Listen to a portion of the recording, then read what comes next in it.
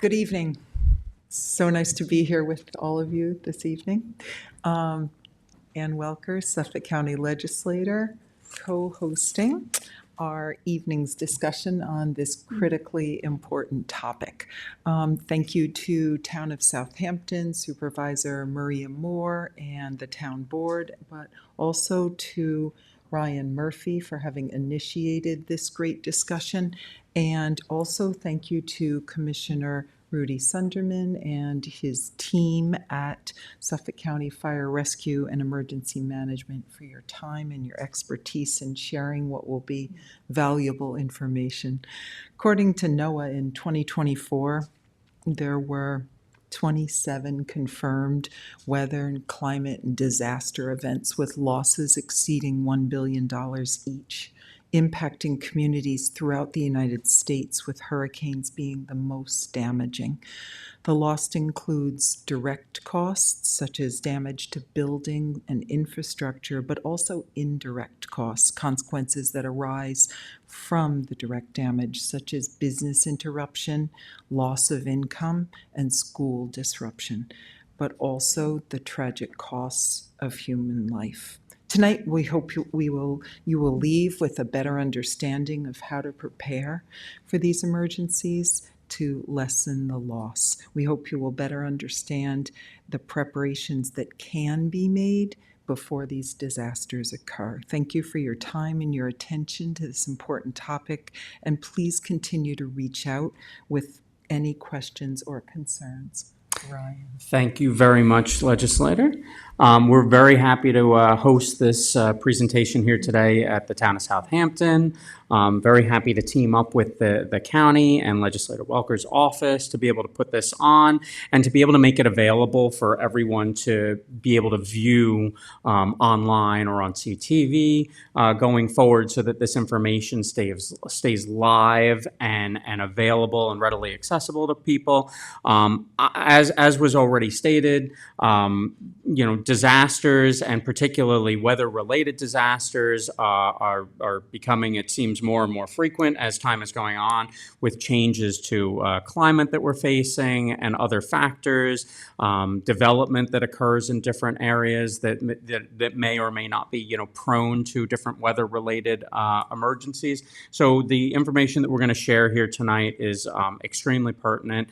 We are in North Atlantic hurricane season in our area right now. So one of the big topics I'll be talking about, hurricane preparedness and major coastal storm and weather preparedness. They all kind of commingle together, whether we're talking about a severe storm or whether we're talking about a hurricane. A lot of the same types of rules and preparedness apply, and just, helpfully getting information out to people on what to do, what not to do, how to get information, how to be prepared, where to go for that information, all just little things that we're going to kind of, cover over the course of this tonight.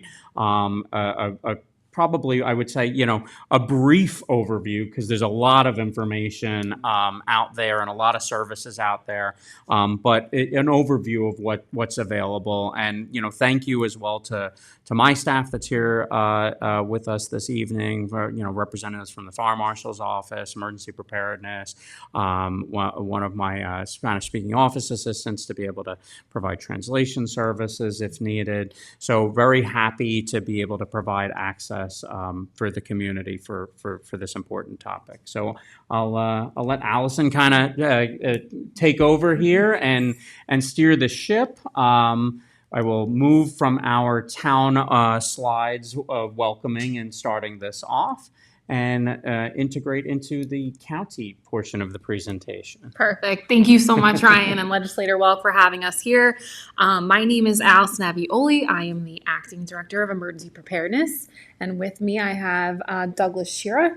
And tonight we'll be going through, as Ryan mentioned, a brief overview, but a very important overview of what you can do to prepare at home, how to be informed, know your zone, and stay prepared throughout hurricane season and all year round. So we will go ahead and let Doug introduce himself. Great. Good evening. First, I'd like to say thank you to the Town of Southampton Supervisor Maria Moore and the Town Emergency Manager Ryan Murphy for inviting us this evening to provide the opportunity to speak with you this evening. These are very important topics. These are very important times. We're reading a lot and seeing a lot about the weather in TV, so there's a lot of good things that we want to share with you. My experience here is I've been 40 years in the emergency management services. My past experience ended with PSEG. I've been with the county for over 9 years in fire rescue and emergency services. And I want to bring to this table some good things that we are doing at the county. But most importantly, what we want to have with you tonight is we have specific goals. At the end of our presentation, we hope that you have a better understanding of, first of all, who we are, and also a level of increased weather awareness, especially for what we call extreme weather. We want to talk about how you should prepare, how you should respond, and how you stay informed. So at the end of this presentation, you have a better understanding of the levels of awareness and how you can protect yourself and your loved ones. Okay, what we do at the county, we manage the all hazards emergency plan for the county that encompasses many, many different emergencies, not only weather related, but also man-made hazards, technological hazards, things of that nature. We coordinate that county's response to those. Our Office of Emergency Management personnel are responsible for the development of these plans. We operate the Emergency Operations Center at the county, and I'm going to show you a little picture of that. I take pride in that facility. That's where all of the coordination occurs when there's a significant event with the county. We coordinate also with the local, state, and federal officials in all aspects of emergency planning and emergency management, and mostly in particular to responding to an event, but also in recovery activities. You've been seeing on TV the word recovery. There's a few different reasons for or definitions of recovery, but recovery in our world is we try to get all the information from the affected communities and we apply to the federal government to get recovery funds for money to recover from an event. So our group does that big time at the county. This is the typical phases of emergency management. There's mitigation, preparedness, response, recovery. OEM personnel at the county, like I said, we work with state and local officials in these phases. OEM personnel are responsible for this. And when I discuss this, I also want you to think about how you, as an individual, can do the same things that we do at the county in these 4 areas. For instance, mitigation. When we talk about mitigation, we reduce the severity of an incident through public education. We identify hazards and vulnerabilities, and we work on improving infrastructure. So we do these things. Public education, we're doing that right now to mitigate certain things.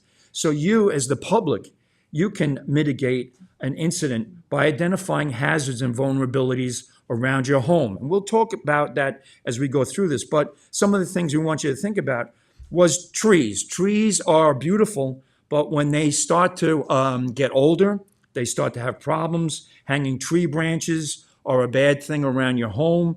So you can mitigate actions and events that occur around your house. Also make sure that drains are cleared and things like that. Basic things. So in preparedness, what we do at the county level is we write and update emergency plans. We run drills. We participate in training exercises. We do things like this. What you can do as a family and as individuals by preparing, you can create your own individual plans. We'll get into that also. Response. The response area in the lower right-hand corner. We work with other emergency and support agencies in response to natural or man-made events. What you can do in response is educate yourself on what you need to do for various incidents, how you can respond. So you may have to evacuate an area. What do you do if there's a power outage? So what is your response plan that you also do in preparedness, getting ready for an event, how you would respond? Recovery. What we do at the county is we try to restore the community to normal. You've heard that term, build back better. So when we do recovery, that's the primary thing. What we want to do is build back better. What we want you to do in recovery, very simple things. Debris clearing around your property. Also talking to your insurance company so you can recover easier. So as we at the county go through these phases of emergency management, you as individuals can do the same thing. So these are some of the things that we may face throughout the year, that we go through that cycle of mitigation, preparedness, response, and recovery. Some of the natural hazards that we may see are hurricanes and coastal storms, nor'easters and floodings, which we have seen more in January, throughout those months along the coastline. And then we go through things such as like technological hazards, such as utility failures, power, gas, water, cybersecurity incidents, which we had back in 2022. And then most famously, we had COVID. So a lot of public health or human cause hazards, maybe a mass casualty incident. These are just some of the very few things that we face, we plan, respond, and recover from in emergency management. So some of the things that we do, our emergency management operations revolve around maintaining a 24/7 situational awareness of events that may affect Suffolk County. This includes weather threats, public health risks, or large-scale incidents. When an emergency escalates, we may stand up the Emergency Operations Center, bringing together local, county, state, and federal partners to coordinate resources and response actions. This centralized hub ensures real-time information for sharing and decision-making. In the event of an evacuation, we work with the American Red Cross to open up and operate shelters. We have about 28 shelters throughout Suffolk County that we can potentially open and operate should the disaster need that. These shelters are set up to accommodate general population needs and are pet-friendly where possible, which is an important part of helping residents feel secure leaving their homes, which can be a very scary thing in the face of emergency. We also maintain a stockpile of emergency assets, from cots to water to generators and sandbags, which can be quickly deployed and needed during an event or in preparation for one. We also have a mobile command center that we bring into some of our planned events. Mostly we'll bring that to our Suffolk County Marathon or to a festival, depending on the need of the situation. We have some protective barriers and drones that we also deploy out. These meridian barriers are helpful for high vehicles in the event that someone may want to drive through a public event. Following a disaster, Suffolk County works closely with FEMA and New York State Division of Homeland Security Emergency Services to support long-term recovery efforts. This includes damage assessments, infrastructure restoration, expense reimbursement for under a declared disaster. Finally, we prioritize communication with leadership and response partners, ensuring that accurate and timely updates are shared across all levels and help everyone stay safe. Most importantly, I think Doug talks about feeding the beast. It's something that we do all the time down in the Emergency Operations Center. Feeding the beast is with the press. We make sure that we Yes. communicate with the press and we provide what's called a unified message. And in our Emergency Operations Center, this is where we manage preparations for an ongoing or an impending event, such as a small event like a snowstorm. We activate our Emergency Operations Center in Yaphank for events like that. We also have activated our Emergency Operations Center for hurricanes that were coming up the coast, Hurricane Henri. We had a full attendance for Hurricane Henri, and Hurricane Henri decided to make a right-hand turn and go out to the ocean, which was very nice. But everybody was there. I think we demobilized like at 10 o'clock in the morning. But we were ready and we were prepared. The Emergency Operations Center was It was activated. particularly nice, Doug, that it made that turn because it was due to land in Hampton Bays. it So was. Turned at 3 in the at the morning. same time that you were open, we were open, Yes. and we were very happy that it made a turn. And it was wobbling as it came up the coast. Wobbles So matter. it was pretty frightening the way it would move left and right. Yes. The Emergency Operations Center, as you can see in the picture that we have here, we have about 48 positions, workstations that allow the local, state, and federal government that can be represented in here. If we got to a situation where all of the EOC, this physical location, was activated, not only is this room available to us, but also the whole facility, the whole building within Yaphank is available to us to act as an emergency operations center. And I really call this an emergency coordination center because that's what we do. We coordinate a lot of activities within this facility. We gather information on what has happened and what is happening and what might happen. That's the big thing for emergency managers, is to think, what is the potential for this event? How bad can it get? So we make conversations about that. This facility enables the efficient sharing of information. It provides a single point. Most key thing is a single point for decision-making and determining a coordinated multi-agency course of action. It provides a single point of contact to identify, acquire, and procure, allocate, and deploy resources. So you can imagine if we had an island-wide event, there would be so many requests for coordination efforts and response and resources. We have to prioritize which works out well. So we work that out with all the communities to say, hey, look, here's the resources available. We need to put them to where they're most effective right now, and eventually we'll get that to everything. So this Emergency Operations Center not only is located in Yaphank, but it coordinates with all of the emergency operations centers within the county, within all of the 10 towns. And we work within what's called a state of emergency. Article 2B, administrative law, is implemented by the local elected officials. I want to make sure that everybody understands what an Article 2B authorizes us to do. The county executive, the town supervisors, and the mayors, the village mayors, are able to declare a state of emergency independent of the governor. We live in what's called a home rule state. So if there's an incident that a village mayor feels that he's going to declare an emergency, he can declare a state of emergency because they have the ability to do that through Article 2B at the state. So the village mayor can do that. The town supervisor does not have to, but the town supervisor probably will follow in kind. So a local state of emergency lasts for 30 days. It's declared to preserve public safety and thereby render all and available assistance to the security and well-being and the health of the citizens of the community. A local state of emergency allows the implementation of appropriate actions to protect life and property and public infrastructure, and to perform other emergency assistances, and also ensures that we coordinate with all agencies. It also allows the local official, he's now empowered to close roadways, implement a curfew, or issue a voluntary or mandatory evacuations. That Article 2B is very strong, especially for the lower levels within the government. And it's really a chain of command is built like a pyramid. The foundation is really the village. You have a village locally here. That village can declare a state of emergency. We go to the town, the county, the state, and the federal. So the town and the village and the county can declare a state of emergency. Doesn't mean that the state has to declare a state of emergency. So it's very home rule oriented.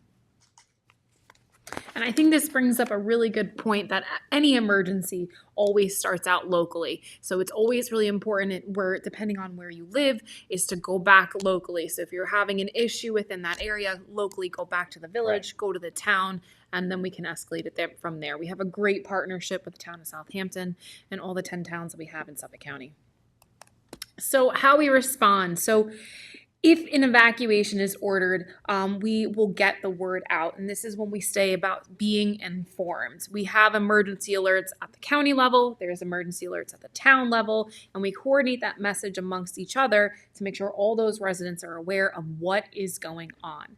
The most important thing that you can do is know your options, know your transportation options, know where to go. First, we always urge residents to stay with friends or family outside of the evacuation zone. Normally, that's along the spine of Suffolk County towards the middle. You want to get out of the zone to a zone of safety. If that's not possible, try to travel out of town. We especially mean that for those people that want to come out here and vacation and explore all that we have to offer out here, but please either stay with friends or family or try to evacuate out of town. If last resort, we would open and operate a general population shelter. The theme, though, most importantly, is to plan early and plan now. Right. Definitely plan early and plan now, especially if you're seeing this and you're a vacationer. So know your transportation options, the railroad, the buses, the ferries. Make sure that you know your transportation options if there's an evacuation declared. And that's all going to be coordinated through the county EOC and the town EOC. We coordinate really well with these. But it's a good thing to know that the theme that we're trying to express here is plan early and plan now before this happens. And we talked about, Allison had mentioned, you really don't want to stay in a shelter. And one of the messages we get out early, if we do have an evacuation, is to the community that does vacation. We want the vacationers to be aware and to leave early, to get out if we do declare an evacuation. Yeah, I think it's important to just, reinforce that, Doug, that, we definitely work together to coordinate this, and one of the reasons that, the county is leading the charge in this part of the discussion is because when we come to particularly the topic of evacuations and the mass movement of people, that's not really something that any one area, unless you're looking at a very isolated, localized emergency, gas leak in an area where you're just trying to move people out of just that specific little area. But when we start to talk about coastal storms and things like that, we have to do it in a coordinated fashion. Those plans are generally not isolated to small, individual municipalities. Those are county-wide types of plans where we have to do that in a coordinated way. Think about it just like exiting a building and having, fire evacuation plans, and it's a 2 or 3 or 4 story building, right? You don't just make a plan for the 4th floor or the 3rd floor. It's a building evacuation plan because those people funnel into the next floor and the next floor and the next floor. And if we always say is, well, we just need doors that are big enough to handle the people leaving one of those floors, that doesn't work. The doors have to be able to handle all 4 floors because everybody has to get out. Everybody has to get out alive. So the same sort of thing here. We have to coordinate that flow. We have to time that movement. When we talk about a community like ours in Southampton, where we have a huge seasonal swell in population too, we have to take that into consideration. And a lot of the software and tools that we use to plan for evacuations, like HERVAC, have those numbers built into it to account for seasonal swell so that we can figure out how many hours do we need. So sometimes it might seem like we're calling it really, really early, and there's sometimes resistance out there from, the general public. And we know we don't want to hurt, local economy and things like that too. So it's a tough decision to have to make when you have, like an Isaias coming in around Labor Day or whatever it happens to be. That's a tough decision to have to make, but we have to time it and say, all right, when do the ferries need to stop running? When are we going to hit, tropical storm force winds that, we can't have certain vehicles on the roadway? When are the trains going to shut down? All of these different factors. How much time do we need to potentially de-energize an area that might be very flood prone, like a Fire Island type community, or in our case, a Dune Road, area, if we have to take that into consideration. So there is a lot that goes into it. So sometimes when it seems like it might be like a really early call, it factors all of that in. And then on top of it, it factors in that we don't evacuate in the dark, right? Generally, that's a rule that we follow in emergency management, that we evacuate in daylight hours. We don't want to have to move people around in the darkness. It's hard enough to try and move all those people during the daylight. So we don't factor those hours in generally when we run these scenarios to try and see how much time we need. We factor in daylight. So just for people's perspective of why do we make the decision, when we make it, what are the factors that go into that decision? Because I think perhaps it helps people to understand why we do it so far out or why we might be thinking about it. And this is also why sometimes we might announce a voluntary evacuation before we do a mandatory evacuation in an area, to try and encourage people to make that decision before we're telling them they absolutely have to make that decision. And it puts you in a better position to go to someplace you're going to be more comfortable as opposed to perhaps a sweaty gymnasium someplace where 3 days into it without access to showers or gourmet food, you're not going to be the happiest person in the world. So it might be kind of novel in the first few hours, but it's going to get old fast. And you're better off in a place that you're going to be comfortable. Yes. Yeah, just to add just a little bit to that is the decision to evacuate is based on so many different factors, but we are in consultation with the National Hurricane Center. And we speak to the folks down there and also our local weather forecasters, and we get information, technical information on how much flooding is going to be seen, what the water level above the ground is going to be for these events. So the decision to make shelter, to evacuate an area is made with a lot of technical details behind it. So it's not made based on a haphazard assessment. It's based on a very technical oriented conversations that we have with a lot of technical folks. So just to be aware that it's not based on us, it's based on conversations with a lot of smart people down in the National Hurricane Center. Very hard decision. But into going to what Ryan was saying, camping, if you want to look at it that way for the first few hours, Yes. sheltering or congregate style sheltering in large open spaces. So as Ryan mentioned in gyms, we work with the American Red Cross. We work with our volunteer departments, our community emergency response team, our medical reserve corps. They are staffed partially by volunteers and partially by our office in these shelter locations. Our main locations, these aren't the only locations, but these are our main locations, are the Suffolk County Community College campuses. So Brentwood, Selden, and Riverhead. These shelters are also pet-friendly shelters. So you can bring your dog, animal, or birds, no exotic animals, unfortunately, but you can bring them to these shelters. Additional shelters may open up in school buildings along the spine of the county. And we're going to go into it a little bit later about knowing our shelter tool to show you what those might look like in your nearby area. But it's really, really important to wait for those announcements. Please don't just get up and start heading to the closest school thinking that it's going to be a shelter. As Ryan and Doug have mentioned, it will be a coordinated message. It will be an announcement coming out, radio, TV, news, all across the board to let you know what is open and where you can go. Red Cross provides some food, water, blankets, and cots. And then for those with minimal care needs, right? So you would want to bring your medication, essential items that would get you from day to day if you were there for a long-term situation. And then, as I briefly mentioned, our pet-friendly shelters.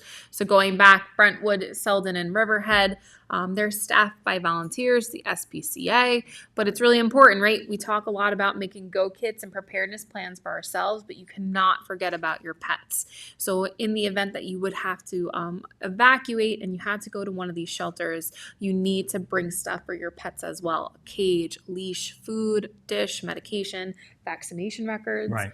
Some of the places do have, if you have your pet chipped, that's also very important. We can keep the records of your pet, God forbid anything were to happen. But it's really, really important to make a go kit, make a plan for your pets just as much as yourself. So with the shelters, we take cats and dogs only, and birds. Or they do allow birds, and we keep the birds away from the cats because that could cause a problem. But those are the only pets that we allow. So if you have horses and you have other Snakes and turtles, other but horses in general, you have to have a plan for that for yourself. But with the sheltering that we've created with the SPCA at Brentwood and Selden Riverhead, it's just based on those dog, cats, and birds only. From a historical perspective, weather events that we've had here in Suffolk County, severe weather events, straight line wind events, sometimes they're called tornadoes. Yes, we do get tornadoes. And Oakdale in 2021, Massac in 2021. Between 1979 and 2022, we've had 30 tornadoes have struck Suffolk County. Not the ones that we have out in the Midwest, where you see almost like the Wizard of Oz type of tornado. But we do get tornadoes that cause some damage here in Suffolk County. November 21 actually was a breakout year. We had a lot of activity during that month. Tornadoes are typically a no-notice event or very short-notice events. The National Weather Service will trigger an alert system that will go off on your cell phone to let you know that there's severe weather coming your way and that you should seek shelter in a sturdy building or go into a basement or the interior of a room away from a window or the lowest floor and cover your head. It's some of us remember those drills that we did in school where you crouch down. That's what we want you to do, is to find a wall in the lowest part of the house and crouch down if there is a tornado warning and it's coming your way. There was a tornado many years ago in Springs. I went to that, the result of that tornado years ago. We had water spouts in West Hampton a number of years ago. So they are events that do happen here. And they are, it seems that we're getting more and more severe thunderstorms that spawn these tornadoes. And remember, every tornado should be seen as a life-threatening event. That's very important, that if you do get a weather event and a notification that there's a tornado coming your way, treat it as a life-threatening event and take action. Flooding. Flooding seems to be in the news lately. We've had some events in Suffolk County where we've had flooding. If we all recall, last August, 18th and 19th, we had some flooding events on the North Shore in the Smithtown area, Rocky Point area. And you can see on this display here, in that white area on the island on the left side of this, was Rocky Point. We had up to 8 to 9 inches of rain in a very, very short period of time. And that house, yes, that's a house up in Rocky Point. That was those people had to be evacuated from their house by the fire department because the water accumulated very quickly, ran down into that area, that low spot, and flooded that house. We had a number of houses that were flooded because of a very swift amount of water that fell within a short period of time. 8 to 9 inches falling in a short period of time will cause this, but it recedes very quickly. It doesn't stand. And I think it's really important just to hit on some key points here, especially with this August flooding event. As you can see on the picture on the right-hand side, Suffolk County has over 109 fire departments, and many of those fire departments are trained to assist in these swift water rescue missions or to get people in and out in the event that they were to have flooding in this. But I think it's a really good point to mention that flooding doesn't always just happen on the South Shore. This was an event that occurred on the North Shore in the middle of the night, and people were caught off guard. These basements quickly flooded up. A lot of people lost important records down there. So just because it hasn't happened to you in the past, couple months or years, doesn't mean that it won't happen at all. So it's really important to pay attention to our warnings, whether it's from the town or from the county. Listen to the news. Make sure you have a plan. I would not be leaving anything, any of your important documents downstairs in those basements. Exactly. And understand where you live and where those resources are. That was a really key point from this event that we've learned from our office and the residents along the North Shore. Most definitely. Thunderstorms. Severe thunderstorms produce damaging wind and large hail. Last year, the thunderstorm that was in my neighborhood put inch to an inch and a half worth of hail. It was pretty interesting to see that.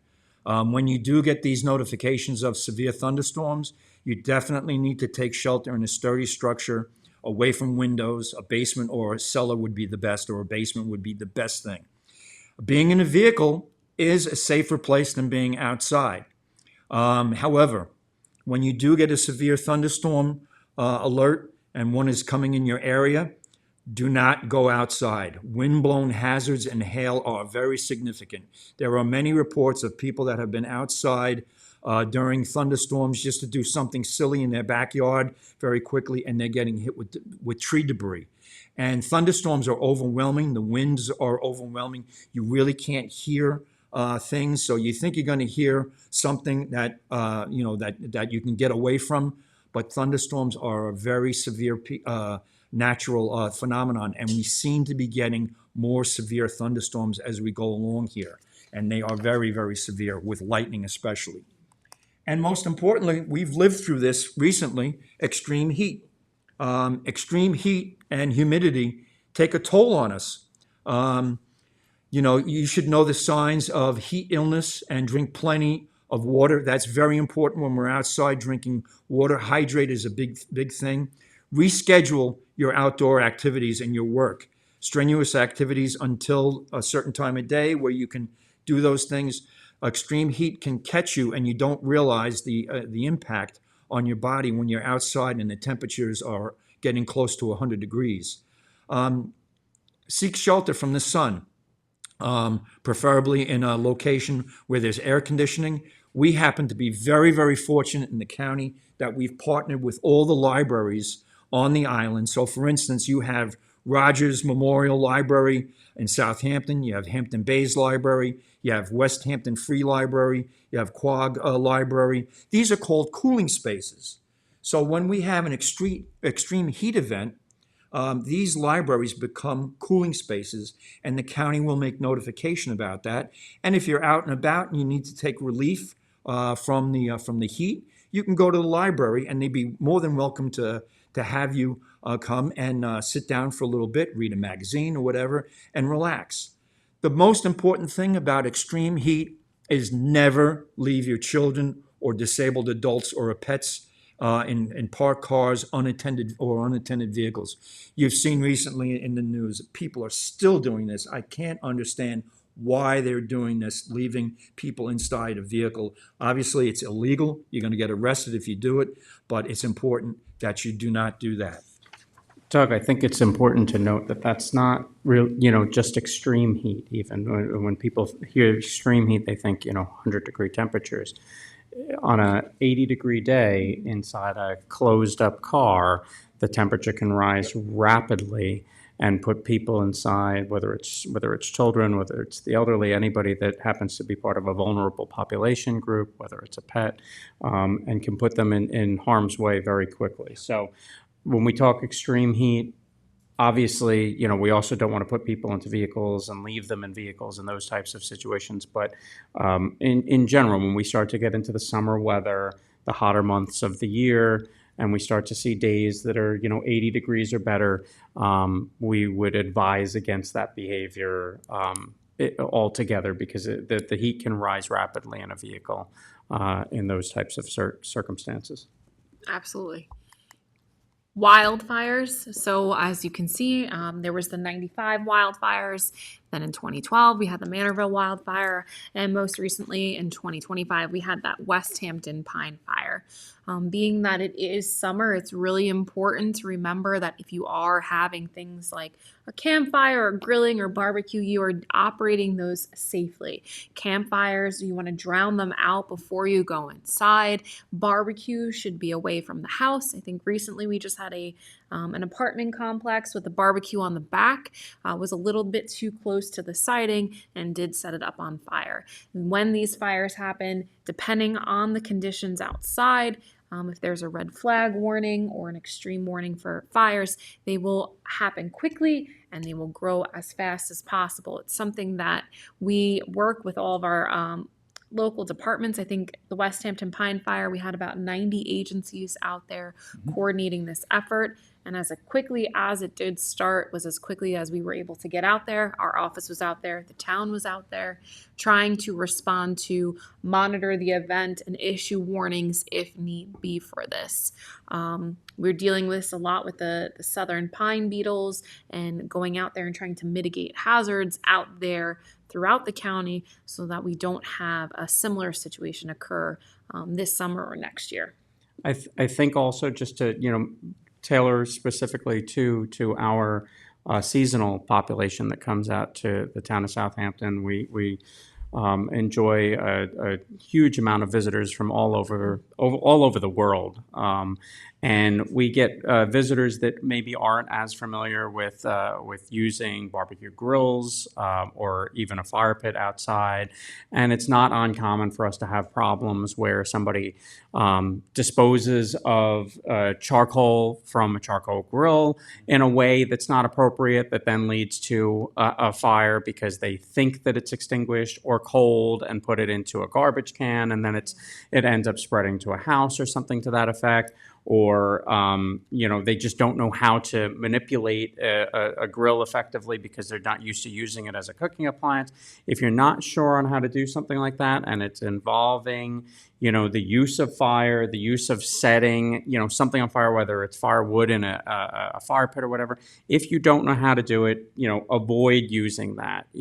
And if you complete that activity, whether it's using the grill, whether it's a charcoal grill, a gas grill, whether it's a fire pit, make sure that everything is fully extinguished. Drown it out.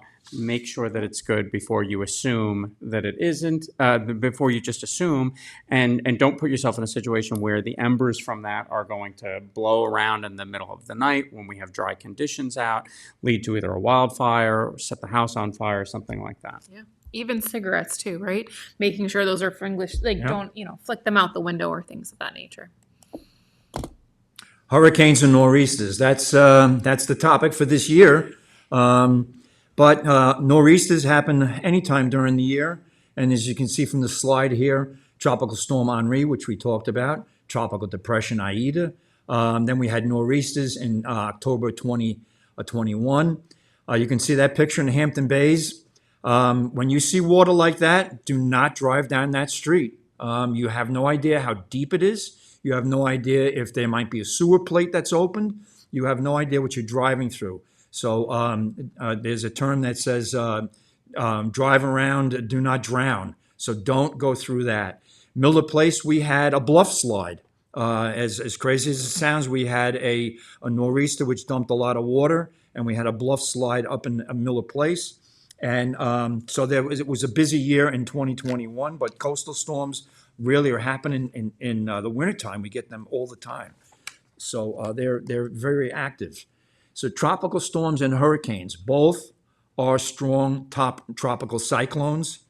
They both have names. So when you hear a named storm, it usually starts out as a tropical storm. We go from a depression to a name, and then it can continue as a tropical storm and die off, or it can turn into a hurricane.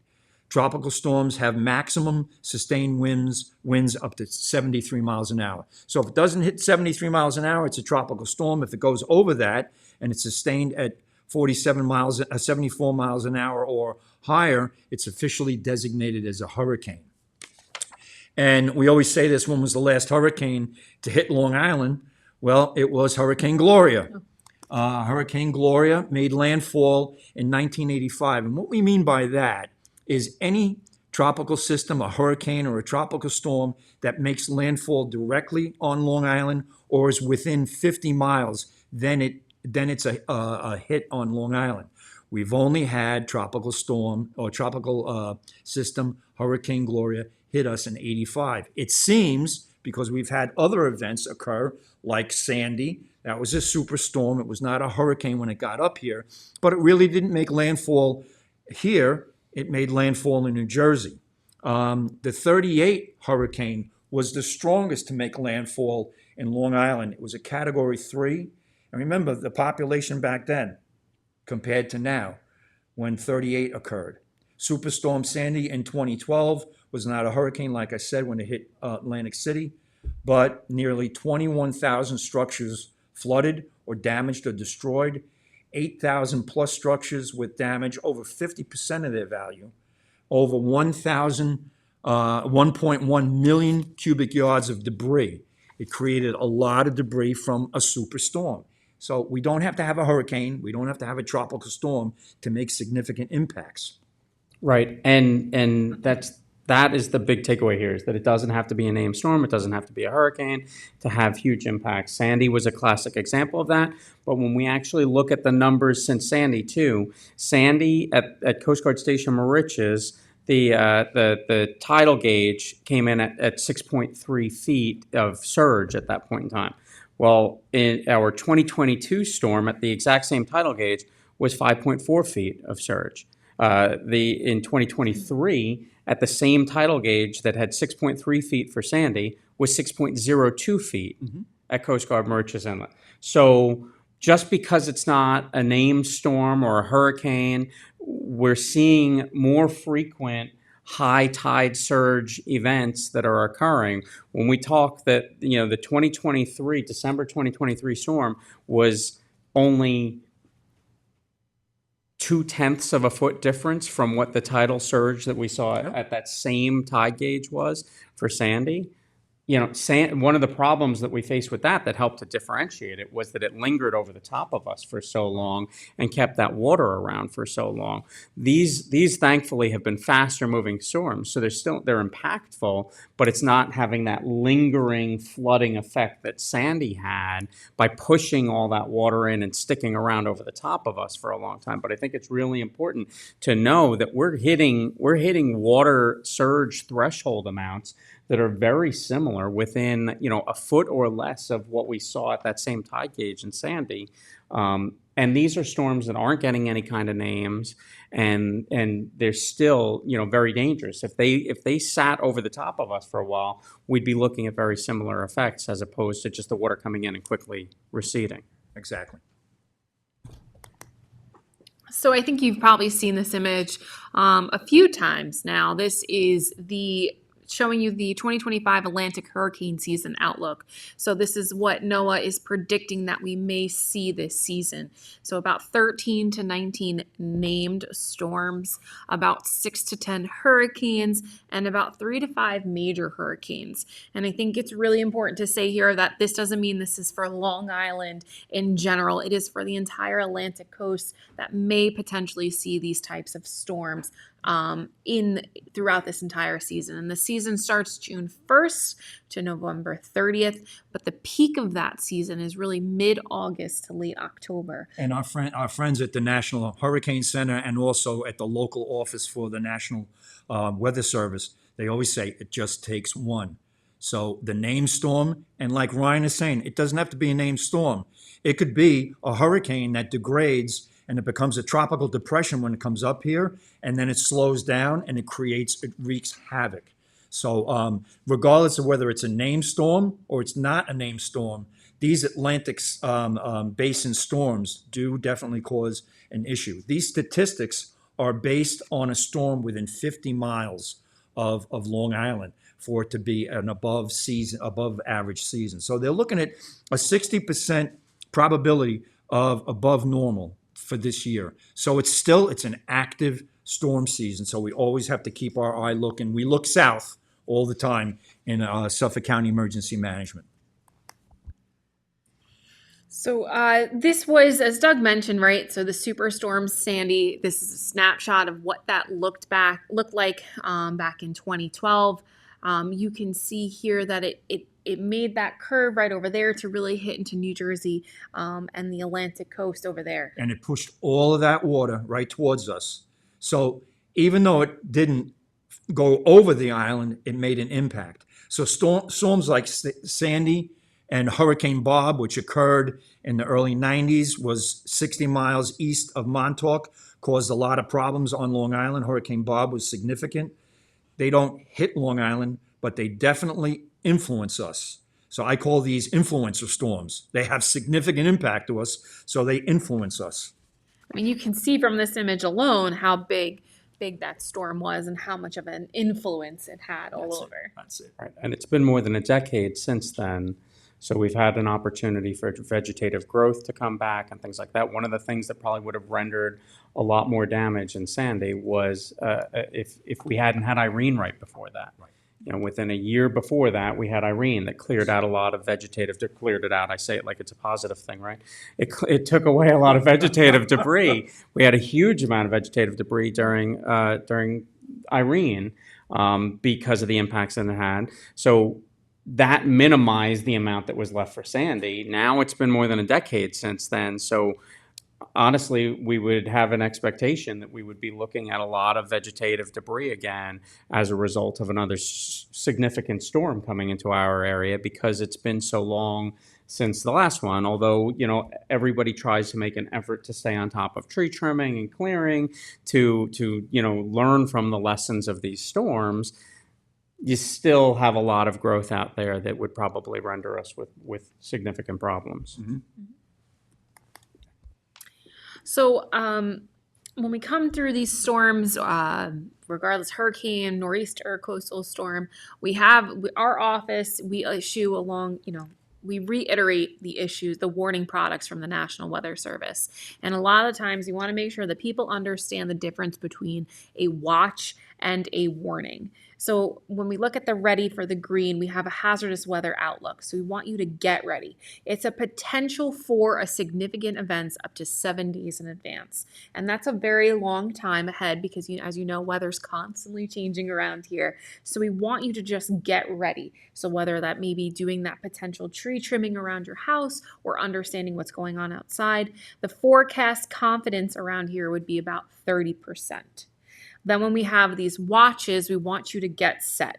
These are issued up to 48 hours in advance, and then the forecaster probably has a 50% of confidence in this forecast, 50% certain that this may be impacting your area. There could be a risk for weather hazards in or near the future, could pose a threat to life and property, so it's really important to have a plan of action in place. And then when we get to these warnings or advisories, it is time to go. Advisory is a weather hazard is occurring or imminent, whereas a warning is a weather hazard is occurring or incident as well. Weather hazards will pose a threat to life and property, so you want to take protective action. So whether that's sheltering in place, crouching down for those straight line wind events, we need to make sure that everything that you've planned ahead, making those plans, doing tree trimming and all that stuff is done ahead of these extreme warnings that we may get from the National Weather Service. So what we want you to understand with this slide here is ready, set, go. Outlook, watch, advisory, and warning. And we at the county also send out messages related to each one of these categories when we get the information from the National Weather Service. So we work in tandem with them to make sure that everybody has this messaging. Ready, set, go.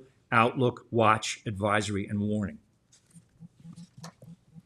So there's a whole host of products, they call them, that the National Weather Service sends out. And you'll notice some commonality between watches, advisories, and warnings. And I'll just say it right on top. Severe thunderstorm. There's a severe thunderstorm watch. There's a severe thunderstorm warning. And they want you to really pay attention to that. So there's tornado watches, warnings, hurricane, tropical storm, excessive heat, high wind, flash flood. That's a big one for us now. That's a lot in the focus. Under the warnings column here, we have a lot of repetition from the watches and advisories, but we have at the bottom of it called red flag warning that Allison talked about when we talk about fire potential. And the last one on the bullet that I have here is marine, because there's a whole host of marine advisory products that the National Weather Service puts out for our marine community, such as gale warnings, small craft advisory, storm warnings not associated with a tropical storm, or special marine warnings. So there's another whole host of products that the National Weather Service puts out that you should be aware of if you're a boating community. Us here on the land, we have to worry about severe thunderstorms, tropical storms, high wind warnings, high surf advisories if we're going to the beach, and things of that nature. So this is a significant amount of product that the National Weather Service puts out that you need to be aware of during the summer season. A lot of good information that they put out also. So some of the services that we provide is our Suffolk Alert Notification System. This is a free resource that we have here in the county. Residents can sign up to receive any kind of notification at a county level. There's obviously a notification in place for the town level as well. We also have our shelter evacuation center mapping, know your zone, so you can locate your storm surge zone. And we have Smart 911, which we'll get into. It's just a smarter way for you to provide information to the 911 operators. So looking at the emergency shelter and evacuation center locator tool, what you can do is you can put in your address and see what the nearest shelter may be towards your address. It's really important, and we said this earlier, is that These may not be open, so you must listen and wait for the announcements to see which one is opened on our shelter tool. This is what it looks like. These are all the potential emergency shelters or evacuation centers in this area. As you can see on the legend on the right, you can have one for emergency shelters, pet friendly if they're open, full, or closed, and then same thing with evacuation and emergency shelters if they're open, full, or closed. So in the event that we were to operate this, they would all come off the screen and you would only see the ones that would be available to you, and you can input your address to see how to get there. There's turn-by-turn directions, so you know how and where to go. We say emergency shelters and evacuation centers. The difference between the two is an emergency shelter is where we have cots, water, facilities to sleep there. An evacuation center is if something local occurs where you have to leave your house. Let's say there's a propane tanker on the main road that flips over and starts leaking, and we have to do a 1 mile evacuation. So then you go to an evacuation center to seek refuge from that incident until it's safe to return to your house. So we put those two facilities on this locator tool. We have shelters. We have shelters, obviously, we said in the colleges. They're called Tier 1 shelters, but we also have Southampton High School. We have Hampton Bays High School. We have evacuation centers at Southampton Intermediate, Quogue Elementary, all the West Hampton schools are evacuation centers, and the Phillips Avenue Elementary School is also there. On a lower level, we have Hampton Bays Middle School. So there's a number of facilities available as emergency shelters and evacuation centers. Right, and of course we also have other relationships from the town level with even some of our like faith-based community, whether it's the Greek Church, whether it's Blaze up in Flanders, where we can use those as evacuation centers as well that can hold a large number of people if we have some sort of a localized incident that affects just those areas. So the other resource we provide is Know Your Zone. So knowing your storm surge zone. As you can see on this map, a storm surge zone is an abnormal rise of water generated by a storm over and above the predicted astronomical tides. Storm surge zones, also known as hurricane evacuation zones, are areas identified as potentially vulnerable to the storm surge during hurricanes or tropical storms. They're identified through zones A through D. And as you can see from the legend, they're all color-coded here. Zone A is at the highest risk of the storm surge. This zone includes areas that would flood first based on predicted inundation, and residents in these zones are often the first to be evacuated. Zone B is typically at the risk of a storm surge flooding from moderate hurricanes. Zone C and D are typically at risk for major hurricanes. And to find if you are in a storm surge zone, similar to the shelter and evacuation center tool, you would enter in your address and it will tell you which zone you are in. These are really important for you to understand where you live in the community and which zone you may be in the event that we call for an evacuation within that zone. Excellent. And like we said, plan now, not later. So we'd like you to visit those sites. So how can you prepare? Most importantly is to create a family emergency plan. We want you to prepare before the storm for yourself, for your family, for your house, for your vehicle. We want you to think about emergency household supplies. We also want you to think about a go bag, which is very important to have. Also, you want to talk about putting a plan together by discussing these various questions with your family or friends or the household to start that emergency planning and to start that kit, right? So how will I receive emergency alerts and warnings? Well, you are going to sign up for Suffolk Alerts or the Town of Southampton Alerts. There's those iPause alerts that we push out into those areas. News channels. Unfortunately, in this day and age, a lot of these alerts are also reiterated over social media. We talk about what is my shelter plan. So you're want to know where you can go, whether that's a friend or a relative who might live nearby or out of those different zones. What is my evacuation route? And that's also really important to get out of your house as well as to get out of your area. I know that during one of Hurricane Irene or Tropical Storm Irene, I had 2 trees fall in front of my house and I could not get out at all. So it's important to understand where to go if that were to occur. What is my family or household communication plan? You want to identify a contact, such as a relative who lives out of state, for household members to notify that they are safe. It may be easier to make a long distance phone call than to call across town. So, an out of town contact may be in a better position to communicate amongst separated family members. You should also inquire about emergency plans at place where your family spends time, such as like a work, a daycare, school, faith organizations, sports events, or commuting. You want to talk to community leaders, your colleagues, neighbors, or members of civic organizations about how you can work together in the event of an emergency. You will be better prepared to safely reunite with your family or loved ones during emergency if you think you are ahead and communicate with others in advance.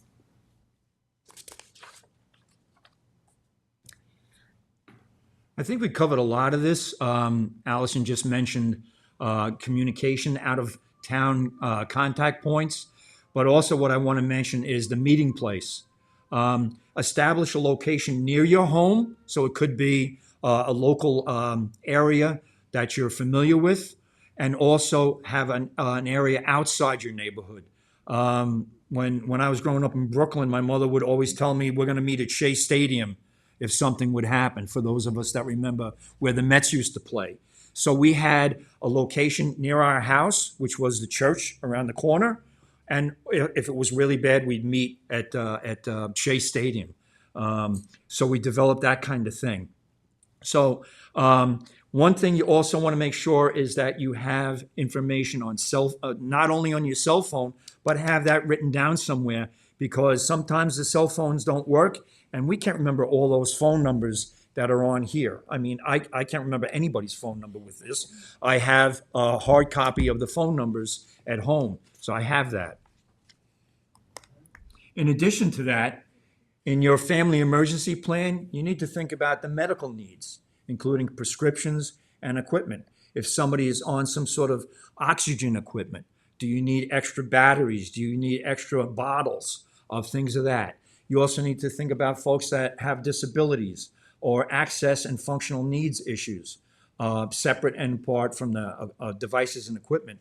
And also, we have to remember our pets or service animals when we're creating our family emergency plan. Some of the household supplies, emergency supplies, this is a tough one. It's 3-day water supply. It's 1 gallon per person per day. That's the recommended amount of water to consume in a day. So we want to make sure that we have a plan for that. 3-day supply of food, first aid materials, flashlight, a battery-powered radio, extra batteries, some cash, credit cards, basic toolkit, pocket knife, can opener. Most importantly, to have a charger for your cell phone, an extra battery, a solar charger. Now, as a lot of people that are planning for emergencies, they have that. So on our website, we have a lot of this information listed for you. How can you prepare your property, your house and your property before the storm? Important thing is clear the gutters and downspouts. I live in a private community where we have a group come through and clear our gutters 3 times a year. There's a lot of stuff that collects in your gutters. Tree trim, the limbs that are close to the house. Every time there's a storm on Long Island, you see this tree that leans up against the house because it was old and it was damaged, or it wasn't properly addressed that it needed to be taken care of. So look at the trees that are around your house. Clear your yards of loose objects, especially when we get these storm warnings, furniture, grills, play sets, trash cans, because they become missiles. They fly around and impact windows and other things. If you have a boat, secure your boats, and if possible, get it out of the water and secure it. Fill your vehicle with gas, And for us now with EVs, make sure you're fully charged. Fill and turn off propane tanks. The reason why I want you to fill them up and then turn them off is because if there's an event and the propane tank's outside, it becomes an issue. We want to make sure that they're turned off. How can you prepare before the storm? Take inventory of personal belongings. Pictures are important, especially of the high-valued items. Your insurance company may require you to have pictures of things. So make sure you do that. Take pictures. Some of these are basic things, but people don't think of them. Compile copies of insurance policies and cards, recent photos, identifications, birth and marriage certificates, emergency contact lists. Hey, your thumb drive is the best thing for them. This works well as long as you got power. So if you have that thumb drive, that's a good stable medium for that. And then you get your computer up and running on a backup drive and you can have all these things. So these are important things to have. The go bag that we're talking about includes your family emergency plan, some non-perishable food. There's a lot of items listed here to have. We just want you to start thinking about putting together a go bag that if you have to leave for some reason, you have a bag ready. It might not include all these items, but start thinking about this. Photo ID, plastic bags, moist towelettes, pet food and supplies. In addition to that, you want to have a go bag for your pet, all right? Don't forget your pet. I'm sorry, I'm right here. Don't forget your pet. Prepare your pet for disasters. Your pets are important members of your family. This is why they should be included in your family's emergency plan. To prepare for an unexpected, keep your pet in mind. So while you're planning yourself, you have to include them. Make a plan, build an emergency kit for them. If you have a plan in place for you and your pets, you will likely encounter less difficulty, stress, and worry when you need to make a decision during an emergency, because then you have all the resources at hand so that you're not worried about, oh, did I do this? Did I do that? You have all these things. Food, keep several days of pet supplies, pet food, in an airtight, waterproof container. Water, have a water bowl for your pet. Medicines, very important. If your pet is on medication, make sure that you have an extra supply of medication for your pets. Keep copies of vaccination records, your vet's phone number, first aid kit. Talk to your veterinarian about what's appropriate for your pet in an emergency medical needs. A collar with an ID tag and a harness or leash. Include a backup leash and a collar and an ID tag. Have copies of your pet's registration information and other relevant documents in a waterproof container and available electronically on that thumb drive. Take a picture of you and your dog, or you and your cat. That's very important. When people say, hey, that's not your dog, you can show the picture. Very basic things. A travel bag, you need a crate or a sturdy carrier, especially if you're taking your pet to a pet shelter. And grooming items such as pet shampoo, conditioner, or other items in case you and your pet need some cleanup. Sanitation needs, a litter box, things like that, newspaper, paper towels, a picture of you and your pet, like I said, and familiar items. Bring toys for your pet to make them comfortable. And also, like for your children, toys for your children in this emergency kit to make them feel comfortable. Plan now so later on you don't have to worry about these things, and it makes the transition from the normal life to the crisis life easier. So this is how we can reach you and stay informed from a county level. Suffolk Alert, as we mentioned before, is Suffolk County's official emergency notification system. Suffolk Alert, you would get alerts by text, email, and or voice. When you register, you can type in Suffolk Alerts, one word, or Suffolk Espanol to 67283, and you automatically enroll to receive any type of emergency alert from Suffolk County. We will go into Smart 911, which allows you to customize those alerts, but if you just want to register right now, you can do so by just texting Suffolk Alerts to 67283. And at the same time that Suffolk alerts exist, the town of Southampton has our Notify Me system. And in that system, there are a variety of different lists that you can select from in terms of receiving different types of alerts. We have everything from dune road closures to some specific alerting groups for different communities. We most recently created one specific to Quogue Village in cooperation with the village mayor in Quogue, who wanted to be able to get out emergency alerts specific just to that area. We also have weather alerts groups that are on there, general emergency alerts. The Notify Me system doesn't just cover emergency stuff too. There's a whole slew of different lists that you can get on, whether it's from job opportunities and housing information and parks and recreation activities. That's our messaging system that we utilize from the town of Southampton to get information out there to the public.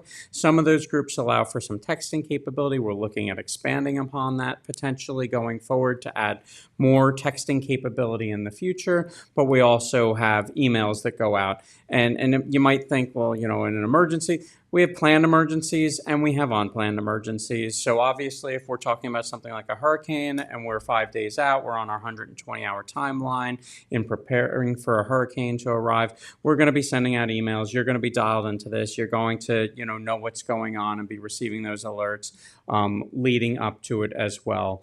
So we likewise put everything that goes out through Notify Me up onto the town website. We also put it out on social media. Everything short of you having a carrier pigeon land at your doorstep.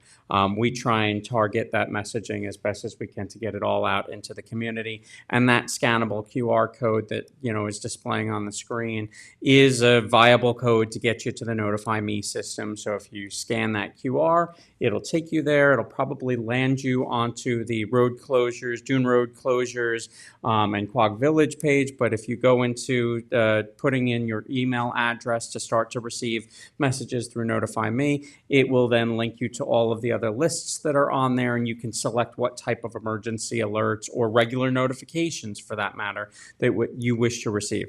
We, when it comes to the emergency alerts, if those are your subscriptions, you will strictly get emergency alerts. You're not going to receive any kind of, spam messaging or anything like that. The county system is the same way. This information isn't, sold to any third parties or anything.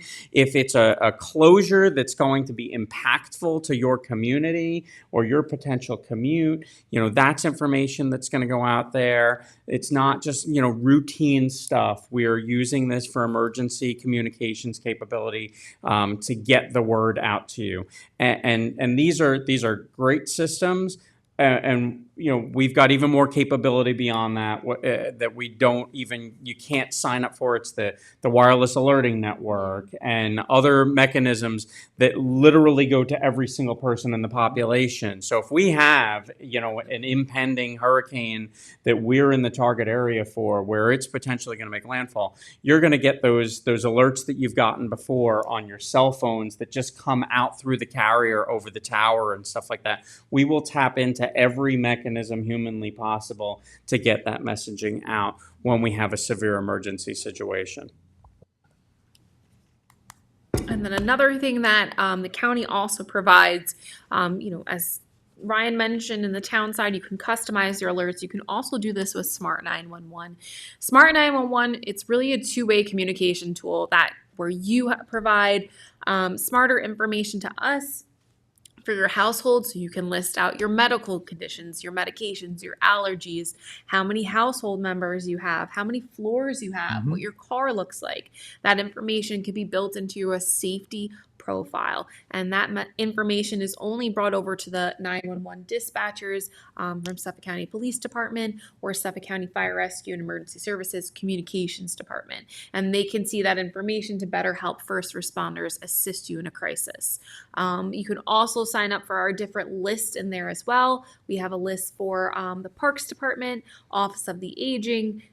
We have our visitor stay a while, stay informed list. We have ones for emergency service providers, so you can also customize your alerts there. It also allows us to communicate back with you. So those people that create these safety profiles and list out their vulnerabilities in the event that we had a hurricane or we had to evacuate, we can isolate those vulnerable populations to better send resources to help assist evacuate those people out. So similar to Suffolk Alerts, you can also text that Suffolk SMART to 67283 to create your safety profile today. And Smart 911 is a fantastic system. You can put as much or as little information into it as you'd like. So the things that are up there, if you don't want to put certain medical information in, you don't have to put certain medical information in. You know, many people might remember the top finder stickers on Yes. on windows of houses years ago. You know, in the fire service, we've largely gotten away from those because people sell houses, kids grow up. There's still a window sticker on there, and the kid's been out of the house for the last 20 years, but nobody ever peeled that sticker off the window. So it's really not a trustworthy mechanism of knowing what's in there, what's not in there. This is kind of like a virtual tot finder sticker nowadays, right? This information goes to dispatch and more of our public safety answering points throughout the county now, and all the different, you know, the Southampton Town Police Department, a lot of our East End police departments are on the exact same system now that the county's on, so they have the capability of seeing these enhanced 911 profiles on their screens. And so this allows good information to get to the dispatchers so that they can relay it to the first responders when seconds count. They can say, you know, if you put information about how many people are in the household and it says that there's 5 people in the house, they can communicate that to the responding entity that when they're coming in, if it's the fire department, that communication can go over to the fire department. Hey, there should be 5 people in this household. If they pull up and there's only 2 people standing on the front lawn, they know to start asking questions right away. Where are the other 3? Are they visiting family? Are they staying at friends' houses?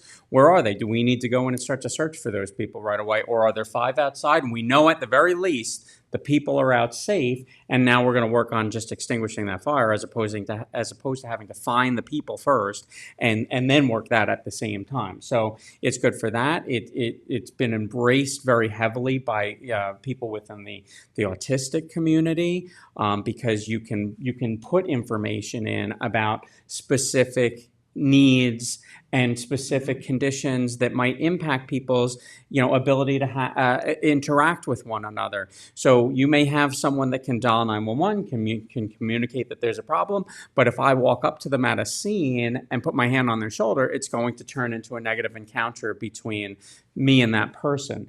If I can put that into the profile, it can change that interaction and make it a more potentially positive interaction when first responders go to meet with that person. So Smart 911 is a huge resource. It's available county-wide. It's not specific to any one township or one half the county versus another. It's county-wide, and it's a great system. Even if the profile doesn't pop up on the screen, dispatch centers have a way to push the calls between each other, and it's also utilized in Nassau County too. So if you're traveling from, you know, the city to Suffolk County, you're traveling to work in Nassau County, whatever it happens to be, you need to make a 911 call. It's a great system that can pull up some good information.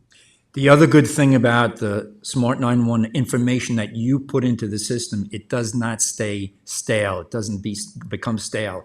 It will contact you via mail or text, email or text to say, is your information up to date? And it'll do that, I believe, every 6 months. Every 6 months. So if you sign up for this and you put good information in there, it will remind you periodically because your medication may change, or some situation in the house may change. So it always is reliable data that's in here. Other considerations, right? If you see something, say something. Reporting suspicious activity is everyone's duty. If you observe some suspicious activity, do not take direct action. Don't confront the individual. Don't reveal your suspicions. We want you to call this number and let us know what it is that you observe. Who did you see? Where did you see it? When did you see it? And why it is suspicious. This is very important for everyone to please, if you see something, say something.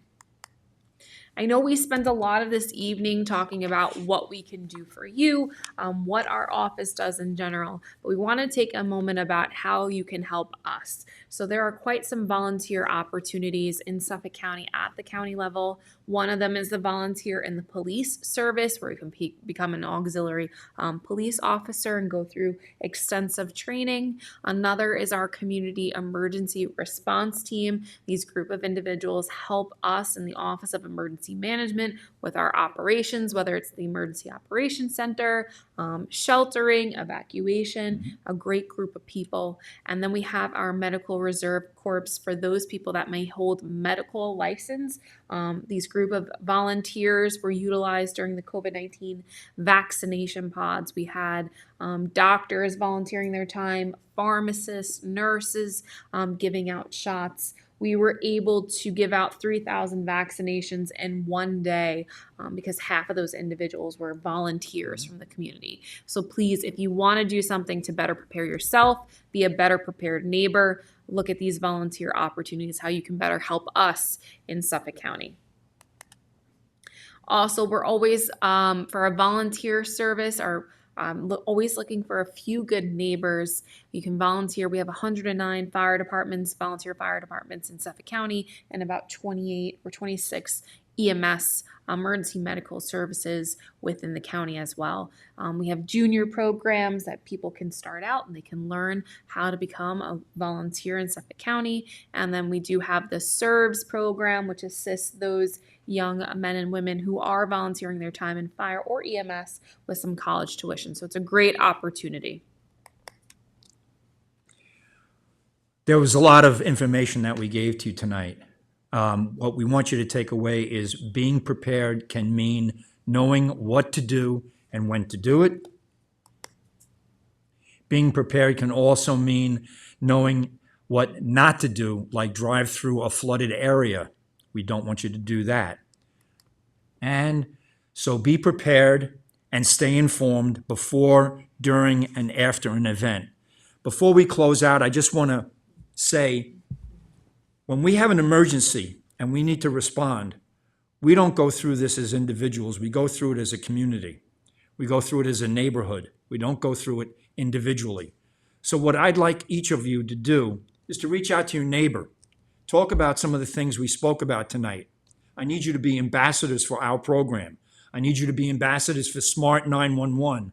We need to have more people sign up for Smart 911 because we need information to be given out to people. We need information from them to know how to better prepare. So I need you to be ambassadors for emergency management here on Long Island. I would really appreciate that you speak to your neighbors and then your neighbors talk to others and it grows. It becomes a movement. So I would really like that as part of our takeaway tonight. So being prepared before, during, and after event also involves your community, and I appreciate that. Well, thank you very much to the county for coming out, to Allison and Doug for helping to put on this presentation for us this evening. And also, of course, thank you to Legislator Welker for helping to set this up and sponsor this this presentation this evening. And we look forward to being able to put this onto the town's website, onto CTV, so that this stays, live and active and accessible for people to be able to continue to have the information readily available. And it also now, will live in that space so that if we do have, a weather event coming our way or something, we can make sure that it becomes one of our prime display items so that people can get the information that they need and refresh on some of the information that we've covered tonight. Over the course of this presentation and have it all at their fingertips. So thank you everyone for joining us. Legislator, you want to say some closing remarks as well? Or I just want to say thank you. You're quite right, Doug. It was a tremendous amount of information, but all of it is valuable. And I think the most important part is the plan early, plan now part of it, but also, as you said, all three of you, the connecting to Smart 911 for our community. And I just wanted to say there's so much information that's available, whether it be on the website or in Ryan's office and the county offices and our office and on websites as well, that would be super valuable if in addition to this presentation. So thank you to each of you for a wealth of information this evening. Take care. Thank you. Good night, everyone.